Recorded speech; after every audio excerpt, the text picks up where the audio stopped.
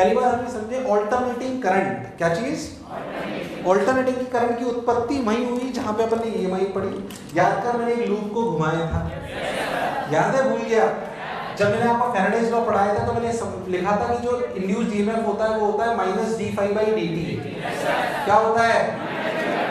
Minus d∅dt होता है। सबने बोला ठीक, मैंने भी बोला ठीक। तो इंड्यूस्ड ईएमएफ माइनस d∅dt होता है। अच्छा भाई, बहुत बढ़िया भाई, वाह भाई, अरब भाई और रब भाई। अब क्या करें? अगर इंड्यूस्ड ईएमएफ माइनस d∅dt होता है तो होता है। अब याद करो, आपने कहानी जो सुनी थी उसमें क्या करा था आपने?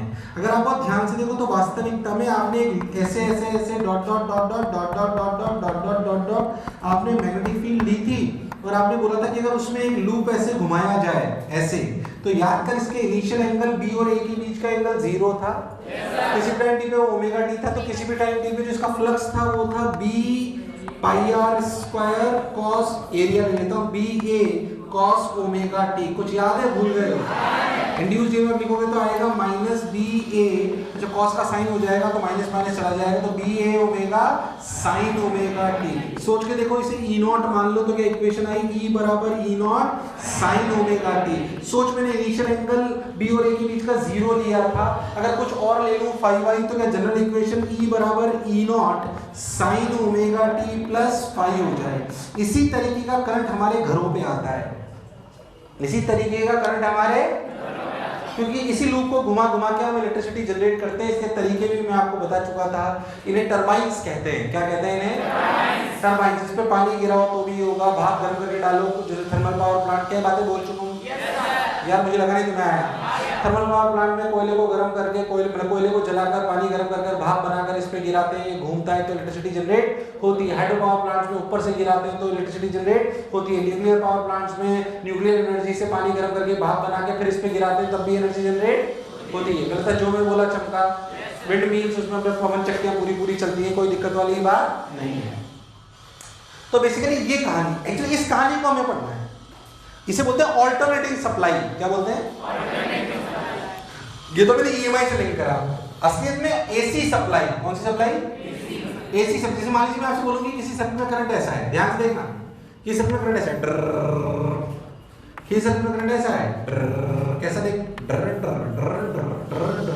किस सर्किट में ऐसा है, किसी में ऐसा है। इनमें कौन एसी है? पहला एसी है नहीं है? ये एसी का मतलब जो अपने करंट की, वैसे आपके कोर्स में यही वाला करंट है, पर वो करंट जो अपनी डायरेक्शन चेंज कर ले, पहले से घूम रहा था फिर, उन्हें सबको क्या बोलते हैं? एसी। डीसी का मतलब कांस्टेंट करंट नहीं है, डीसी का मतलब जो अपनी डायरेक्शन चेंज, क्या डायरेक्शन चेंज कर रहा है? ये डायरेक्शन चेंज। तो these both the currents are as example of DC and these both are example of AC। DC का मतलब बच्चा कांस्टेंट करंट मान लेता है, ऐसा कोई जरूरी नहीं है। DC का मतलब supply is in one direction, supply is in one direction. तुझे मेरी बात समझ? हालांकि हमारे घरों में जो बात आती है वो इस प्रकार की आती है, साइनोसॉइडल वेव। कैसी वेव? हालांकि हम हल्की फुल्की शुरुआत में इन सब की बातें करके इसे वापस इसी पे आ जाएंगे, बट अभी शुरुआत इस तरीके से होनी। मैंने क्यों इससे शुरुआत करी? क्या बेसिकली हिस्सा था ईएमआई का। किसका हिस्सा था? ये एसी कहलाता है। AC means in which current is changing its direction. हमारे लिए 99% सवाल क्या साइनोसॉइडल वेव पे आएंगे? ये बात आप लिख लेंगे, पर क्या ये भी एसी ही है? ये भी जो इच्छा लिख डाला। फिर आगे बढ़ते हैं, फिर आगे बढ़ते हैं।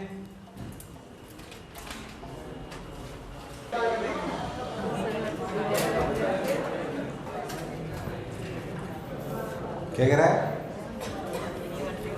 हैं? क्या करूं? धीरे धीरे कह लो तो पीछे बस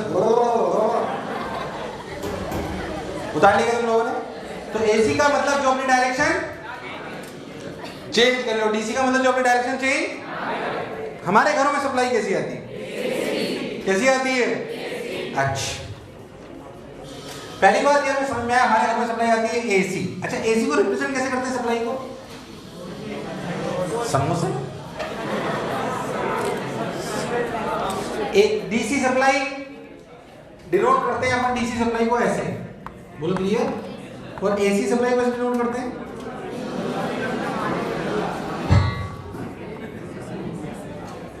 बोलो क्लियर है, ऐसे सिंपल रिप्रेजेंटेशन, बोलो क्लियर है। अब यहाँ पे जैसे अपने घरों में जो लिखा होता है वो लिखा होता है पहली बात 220 वोल्ट कितने हर्ट्ज, यूएस जाओगे तो 110 वोल्ट 60 हर्ट्ज। अरे हाँ हाँ बोल, ये बात मैं पहले ही बता चुका हूँ, हर जगह की सप्लाई अलग है। 50 हर्ट्ज का मतलब ये साइकिल 50 एक सेकंड में हो रही है, मतलब ये बात बोल चुका हूँ मैं सब, ये करंट में क्या एक सेकंड में 50 साइकिल हो रही है 50 हर्ट्ज का, ये मतलब है कि एक सेकंड में कितनी सप्लाई हो रही है 50। अगर आप बहुत ध्यान से देखो तो जो आपकी E की वैल्यू आई थी, किसकी, जो आपकी E की वैल्यू आई थी वो क्या आई, वो इस प्रकार की थी कुछ तो E not sine omega T plus five. ये 220 क्या है, ये क्या टाइम के साथ E चेंज हो रहा है, तो ये क्या है फिर, क्या है, क्या है ये E नॉट है कि E not sine omega T plus five, क्योंकि E तो कंटिन्यूसली चेंज हो रहा है, E तो ये 220 जो लिखा होता है ये क्या होता है, क्या होता है, नहीं ये न E नॉट होता है न ये वैल्यू होती है, ये होती है ERMS रूट मीन स्क्वायर।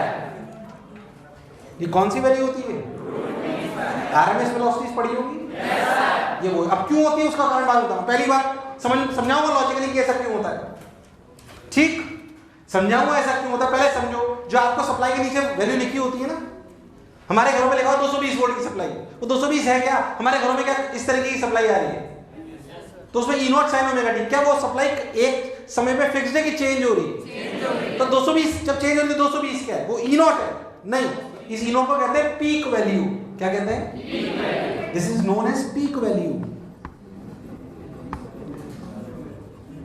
अभी सुनना, आरएमएस निकालने का क्या तरीका होता है, स्क्वायर करो आरएमएस, स्क्वायर करो मीन लो रूट लो, इसका स्क्वायर करो, इसका क्या करो, इसका क्या करो, स्क्वायर, तुम्हें नहीं आया, इसका स्क्वायर करो, इसका स्क्वायर करोगे तो आ जाएगा E not square sine square omega T, ले लेते हैं अपन समझने के लिए अभी, अरे हाँ ना बोल, स्क्वायर करके मीन लो, तुम्हें मीन लेना आता है किसी भी फंक्शन का, integration F D T upon integration D T, मतलब घूसा मार देना मैंने, किसी भी फंक्शन का एवरेज लेने का क्या मतलब है बता, रुक जाओ पहले इस पे आने से पहले, रुक जाएगा। Root mean square, root square करके मीन लेके क्या लो, रूट। पहले आप मीन लेना समझो।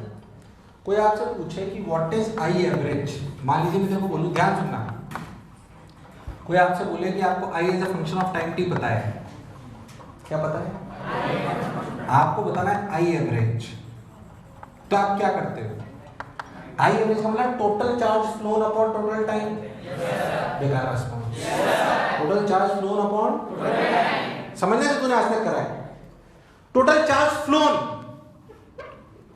Phloem is integral I D T. What is charge flown, integral, यार तुम्हें नहीं आया, upon total time integral D T. कोई भी फंक्शन हो टाइम का, और बताता हूं, आपको चाहिए एवरेज पावर, क्या चाहिए, एवरेज पावर। अब सोच, पावर एवरेज का मतलब total energy phloem upon total time, total energy phloem का मतलब integral P D T, integral, तो क्या integral P D T upon integral D T, क्या इन दोनों से फील आई, तो कोई भी फंक्शन टाइम का हो, अगर उसका एवरेज निकालना हो टाइम के रिस्पेक्ट में, तो क्या लिखना चाहिए? Integration F T D T upon integration D T. तुम्हें मेरी बात समझ अरे आई कि नहीं आई? आई कि नहीं आई? अरे सोच लो, कोई बुराई, अरे गारंटी। ठीक भाई साहब, एसी या अपन ने एसी बोला, ऐसे बोला, अब सोच मुझे करना क्या है इसमें। तुम्हें बात समझ नहीं आई यार? आई कि नहीं आई? ये मैथमेटिकल सवाल पूछाते हैं तो मैं शक्ल देख के मुझे लगा मैं मैथमेटिकल सवाल ऐसे कराऊंगा, अभी परेशान मत हो। पहले अपन वापस यहीं आते हैं। ये जो हमारे घरों में सप्लाई होती है ना, इंडियन सिस्टम है। कौन सा सिस्टम है? इंडियन सिस्टम है। अब समझना तो अच्छे से। 220 क्या होता है? ERMS। RMS मतलब स्क्वायर करो। क्या करो?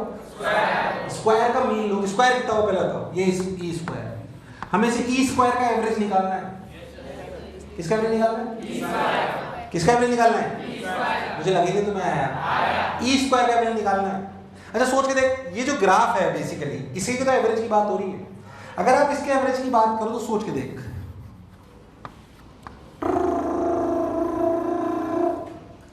एवरेज कितनी देर का? बहुत देर का।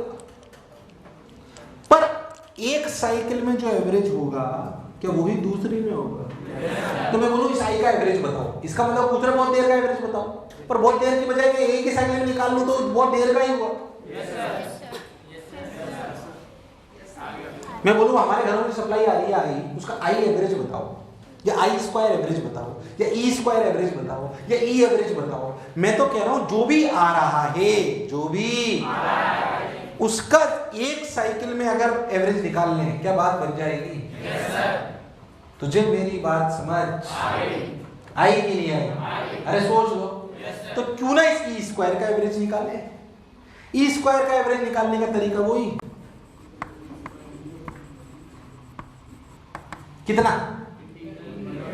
ई not square sine square omega T D T integration 0 to 2 pi by omega upon 2 pi by omega. अरे टाइम तो 2 पाई बाई ओमेगा है।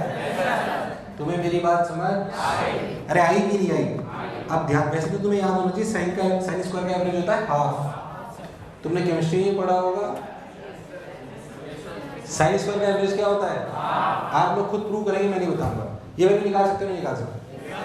निकाल सकते हो? निकाल सकते हैं? क्या करोगे? साइन स्क्वायर को कैसे लिखोगे?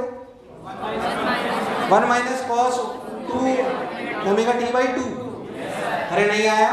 फिर इंटीग्रेट करोगे, जब इसे पूरा सॉल्व कर लोगे तो आंसर आएगा हाफ। अरे कितना आएगा? ये आप खुद करोगे, मैथ्स है। इसकी वैल्यू हाफ ऐसे लिखना, कैसे करो? तुम्हें नहीं आया तो ये वैल्यू कितनी आई ई स्क्वायर एवरेज की? ई नॉट स्क्वायर बाई 2। तुम्हें नहीं आया? ई आर एम एस क्या है? ई स्क्वायर या ई स्क्वायर के एवरेज का रूट। तो ई आर एम एस क्या आया? ई आर एम एस क्या आया? ई नॉट बाई रूट 2। ये वैल्यू आपको गिवन होती है यहां पे। ये वैल्यू होती है 220। कितनी होती है? 220। क्यों होती है? क्यों सर आरएमएस ही क्यों ली? उसका लॉजिक है, बाद में आएगा। पर आप समझो जो आपके नीचे लिखा होता है किसी भी सिस्टम पर, वो वैल्यू वास्तविकता में आरएमएस वैल्यू है। कौन सी वैल्यू है? आरएमएस वैल्यू है वो। क्यों है वो आपको बाद में पता पड़ेगा, अभी बस समझो कि लेते हैं। और उसकी वैल्यू कितनी आती है? ई नॉट बाई, ई नॉट क्या है? Peak value. अरे क्या है? अगर हम इंडियन सिस्टम की बात करें तो इंडियन सिस्टम में क्या ई नॉट की वैल्यू होगी 220 into root 2। This is approximately 311 volt. जब अपने घरों में सप्लाई आती है उसका पीक वैल्यू 311 होती है। कितनी होती है? क्या वो हमेशा 311 रहती है, चेंज होती रहती है? उसकी आरएमएस वैल्यू 220 है। कौन सी वैल्यू? और आरएमएस क्यों लेते हैं बाद में समझ आएगा। तुझे मेरी बात समझ अरे आई कि नहीं आई? ठीक। क्या मुझे एवरेज निकालना आता है? क्या मेरे घरों में जो सप्लाई आती है उसमें जो 220 लिखा होता है वो आरएमएस होता है? क्या आरएमएस कैसे निकाला जाता है बोलो? क्लियर है? उतार जो उतारना हो। जो अच्छा लगे उतार, आगे बढ़ते हैं। फिर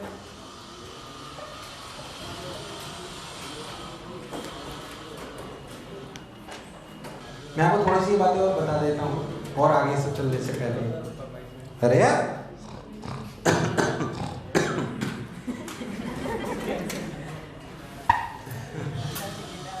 इस कहानी में दोबारा भी आऊँगा, पहले मैं तुम्हें थोड़ा एवरेज वगैरह और सिखा देता हूँ। कभी कभी सवाल आ जाते हैं इस पर, क्योंकि मैथमेटिक्स वाली चीज़ सिखाता हूँ। सुने, उतार लिया क्या? अरे हाँ ना तो बोलो। चलो,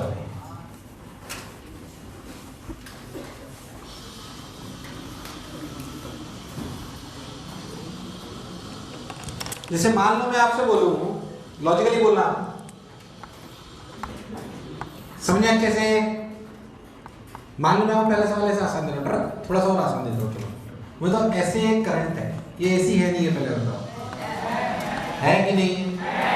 ठीक, ये -2 एम्पियर, ये +2 एम्पियर, ऐसा करंट है। करंट का ग्राफ है ये, फंक्शन ऐसे चलता जा रहा है। मुझे बताओ आई एवरेज क्या होगा? अच्छा मैं बताता हूँ आपको, आई एवरेज को लिखने का एक और तरीका होता है, नोटेशन ऐसे, खोपचा I. This represents what?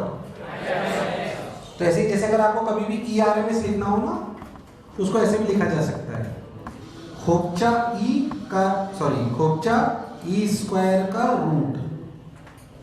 खोपचा E square represent what? उसका, तो ऐसे लिख सकते हैं। ऐसे ही कभी आपको IRMS चाहिए हो तो रूट ऑफ खोपचा आई स्क्वायर। तो खोपचा आई का क्या मतलब है? किसका एवरेज? पता इसके लिए खोपचा आई का क्या एवरेज? ये 2a माइनस, बोल खोपचा आई की क्या वैल्यू? खोपचा आई अगर मैंने पूछा तो कौन सा समय? थोड़ा समय कि बहुत समय? बहुत समय का मतलब क्या? एक पूरी साइकिल ले लो। मैं आपसे बोलूं कि साइकिल का यहाँ पे टाइम पीरियड 1 सेकेंड, ये 2 सेकेंड, ये 3 सेकेंड ऐसे चल रहा है, तो क्या 2 सेकेंड में एवरेज कितना होगा? बोलो कितना होगा? 0 क्यों बोले? जितना क्लॉकवाइज घूमा उतना, तो आई एवरेज कितना होगा? कितना हुआ? कंफ्यूज मत हो, कितना हुआ? परेशान होने की जरूरत नहीं है, शाबाश। इसी सवाल में बोलूं व्हाट इज खोपचा आई स्क्वायर?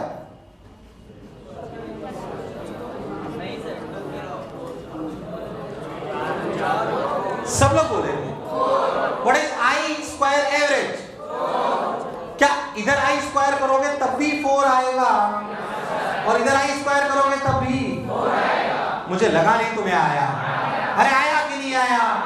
अरे सोच लो, नहीं आया, नहीं आया, नहीं आया, आया नहीं आया। तो ये खोपचा स्क्वायर कितना है? हालांकि हमारे लिए ज्यादा दूसरी चीजों की डिफरेंस आता नहीं है, क्योंकि हमें साइनसॉइडल वेव के साथ ही खेलना होता है, क्योंकि हमारे घरों में वही सप्लाई आती है। खैर थोड़ी मैथमेटिकल बातें और बताता हूँ। ये तुम्हें समझ आया क्या? अरे आया क्या? अब मान लो जो भी पढ़ाया उसको वापस एक बार थोड़ा अलग तरीके से पढ़ाता हूँ। देख, हमारे घरों में सप्लाई आती है ना, वो साइनसॉइडल वेव वाली होती है ऐसे, ठीक? मान लीजिए अपनी वैल्यू आई नॉट है, ये current is equal to time due I not sine omega T plus phi, इस तरीके का है। तुम ऐसे कंफ्यूज तो नहीं हो रहे कि सर अभी तो आप ईएमएफ की बात कर रहे थे? अरे ईएमएफ को आर से डिवाइड कर दोगे तो करंट आने लगेगा ना। तो अगर E बराबर E not sine omega T plus phi है, तो आर से डिवाइड कर लो तो I बराबर क्या E not by R sine omega T plus phi है। ऐसे हमारे घरों में सप्लाई आती है। फिर से मैं आपसे बोलूं, मान लीजिए ये दूरी जैसे करंट हो गया I बराबर I not sine omega T plus phi, जो आप लेना लेगा, उसमें से कोई खास बात नहीं है। ये मान लो पाई बाई ओमेगा, ये मान लो 2 पाई बाई ओमेगा। चलो मैं जो आपसे पूछूं बताना, व्हाट इज खोपचा आई? खोपचाई, खोपचाई, खोपचाई, क्यों? जितना ऊपर उतना, ये सब सवाल आ जाते हैं। खोपचाई 0। ये कितने टाइम के लिए? थोड़े टाइम के लिए, बहुत? बोलो भैया, मान लीजिए कोई आपसे कंफ्यूजन कर ले, खोपचाई फॉर हाफ साइकिल, तो 0 नहीं होगा। हाफ साइकिल का मतलब सर यहाँ तक। अब खोपचाई क्या कहता है? Integration I not sine omega T 0 to pi by omega upon pi by omega. मुझे लगा ही नहीं तुम्हें आया। अरे आया कि नहीं आया? अरे सोच लो, कोई कष्ट? साइन ओमेगा टी का इंटीग्रेशन यार सब लोग बोलो। इंटीग्रेशन कितना होगा, और नीचे 1/ओमेगा भी तो आएगा, तो लिखा जाएगा -1/ओमेगा cos omega T limit 0 to π/ओमेगा। तो मैं दूर दूर तक मेरी बात समझ। जब cos π/ओमेगा की वैल्यू यहाँ रखोगे तो क्या cos π कितना, cos π -1 माइनस ऑफ cos 0 1, क्या है कुल मिला के -2। अरे सही तो कर रहा है,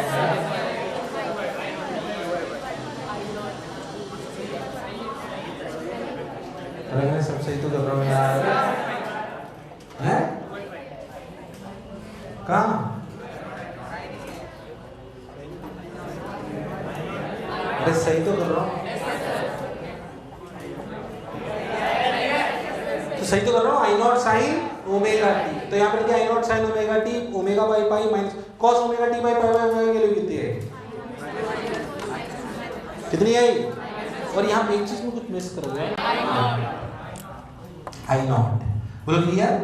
ओमेगा ने ओमेगा को बाहर दिया, -2 है, कितना है -2, माइनस में आंसर कितना है 2i0/i। तो अगर हाफ साइकिल हो, क्या चीज हाफ साइकिल, क्योंकि स्टैंडर्ड है थोड़े से अपने काम में आते हैं, तो ऐसे इसको लिख दिया गया 2i0/i। तुम्हें मेरी बात समझ आई कि नहीं आई, क्या तो अपने में आई आता है या फिर अपने में ई आता है, ई भी तो ऐसा ही होता है। अगर ऐसा फंक्शन ले लें, अभी अपन इसी की बात कर रहे थे, ई बराबर E not sine omega T, अरे क्या फर्क पड़ने वाला है।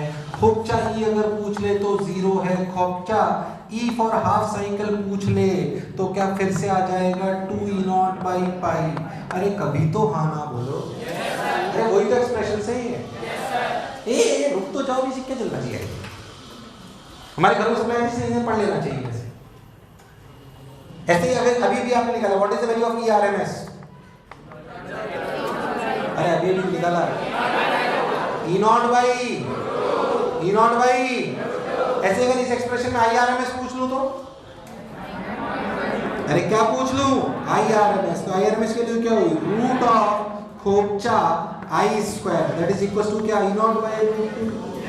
कोई आपसे आई एवरेज पूछे फुल साइकिल 0, कोई आपसे पूछे आधी साइकिल 2i0/π, कोई आपसे पूछ ले IRMS I0/√2, क्या I0 is the peak value? Yes sir. I0 is the peak value. क्या सेम कहानी we will repeat for E? Yes sir. Same कहानी we can repeat for E। और मैं तो कह रहा हूँ इनके अलावा भी कोई ग्राफ से पूछ ले, मुझे निकालना आना नहीं आया, आया कि नहीं आया, अरे सोच लो, अरे गारंटीड। ये मैथमेटिकल सवाल है। कैसे सवाल है,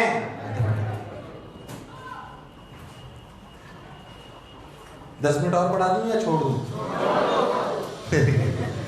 चलो कई चीजों में तुम एक साथ सब एक सुर में बोलते हो, नहीं इतना मतलब सिंक्रोनाइजेशन है, एक ने भी नहीं बोला पढ़ा था।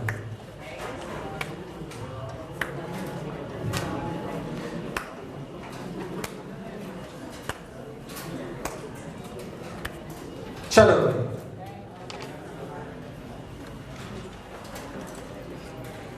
वो तो मैंने ऐसे पूछा था करूंगा तो मैं वही जो मुझे करना है।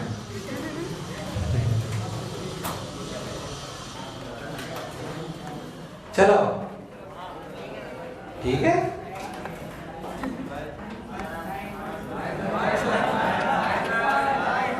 मैं सिर्फ ऐसे बोल रहा हूं कि अगर ग्राफ ऐसे ऐसे भी हो तब भी क्या सवाल कर सकते हैं? yes, sir. वो मैथ्स है, उसमें आप मान लीजिए ऐसे कि मिलेगा आपको एक्सप्रेशन दे दें, करंट है I बराबर 2t+2 या 2t² + 2t, तो उससे पूछे I² एवरेज बताइए 5 सेकंड में, क्या सवाल कर सकता है? स्क्वायर करिए, फॉर्मूला लगाइए, आंसर आ जाएगा। अबे करंट दे दूं और बोलूं बताइए I² एवरेज, क्या बताइए? I² एवरेज 5 सेकंड के लिए, क्या बता सकते हो? yes, अरे क्या कराएगा, integration I² dt upon integration dt। क्यों IRMS निकाल रहा है अपने बाद में पता पड़ेगा, अलग बात, पर अभी अपने को बात समझ में आती है। अगर मैथमेटिकली ग्राफ दे रखा हो या करंट का एक्सप्रेशन दे रखा हो, सुने ध्यान से, अगर मुझे ग्राफ दे रखा हो या करंट का एक्सप्रेशन दे रखा हो, क्या मैं I एवरेज निकाल सकता हूँ? yes, क्या मैं I² एवरेज निकाल सकता हूँ? yes, क्या मैं आई फॉर हाफ साइकिल भी निकाल सकता हूँ। जनरली हमारे कोर्स में यही है तो यही आएगा, इसलिए मैंने उसको रटवा ही दिया। पर मैथमेटिकली समझे इस बात को। कोई भी फंक्शन दे रखा हो, क्या मैं उसका एवरेज, उसके आई स्क्वायर का एवरेज ग्राफ दे रखा हो तो उसकी आधी साइकिल का एवरेज निकाल सकता हूँ कि नहीं निकाल सकता? ये मैथमेटिकल बात है जो आपको आनी चाहिए। बाकी रियल थ्योरम पर ऑर्डिनरीकरण की अगले टाइम चालू करेंगे, ढंग से पढ़ोगे रफ्तार में तो 2 लेक्चर में खत्म हो जाएगा ये। उसके बाद डिस्कशन ही बचेगा बस, और कुछ बचेगा नहीं। देखते हैं आप कितना मेंटेन करते हो, कोई जल्दबाजी नहीं, आराम से एकदम अच्छे से चलिए भाई, काम करते रहिए। क्योंकि पैरेलल में मतलब 2 लेक्चर बाद लगातार 2-3 लेक्चर में डिस्कशन होगा। तुम बोलोगे तो गैप दे के कर रहा हूँ जैसा अच्छा लगे, ताकि बीच में मिलते रहे, अच्छा लगता रहे।